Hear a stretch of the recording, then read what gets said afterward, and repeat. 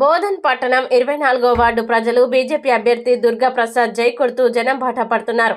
ఇదే వార్డుకు చెందిన ఉన్నత చదువులు చదివిన యువకుని మీకు అన్ని విధాల అందుబాటులో ఉంటూ సేవకుడిగా నిలబడతానని ముందడుగు వేస్తున్నారు. 24వ వార్డు సమస్యలపై మున్సిపాలిటీలో గలం విప్పి మన వార్డు అభివృద్ధి పథంలో నడుపుతానని ధీమా వ్యక్తం చేస్తున్నాడు.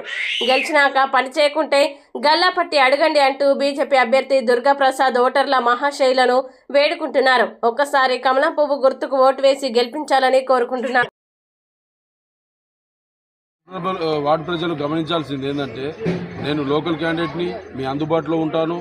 మీరు ఫోన్ చేసిన 5 నిమిషాలకు మీ ముందుకు వచ్చి నేను మీ సమస్య తీర్చడానికి తోడ్పడతాను.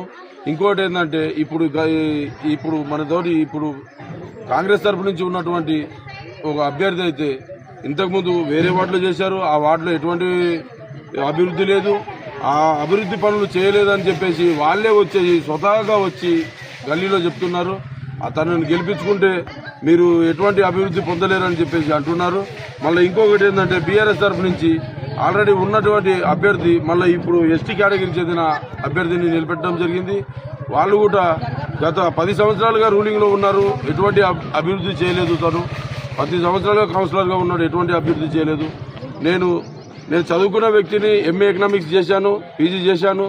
దయచేసి ఒక్క అవకాశం ఇవ్వండి. నేను ట్రైబల్ క్యాండిడేట్ని, నన్ను ఆశీర్వదించండి. మీరు కంపల్సరీ మీరు ఆశీర్వదిస్తే మీరేసే ఓటు అనేది నేను మున్సిపాలిటీలో మీ ఓటు ద్వారా నేను గలమిప్పు మీ సమస్యలపై పోరాడుతాను. నేను మీ సేవకుడిగా ఈ 24వ వార్డులో నన్ను గెలిపించి బలపరిచి నన్ను కౌన్సిలర్గా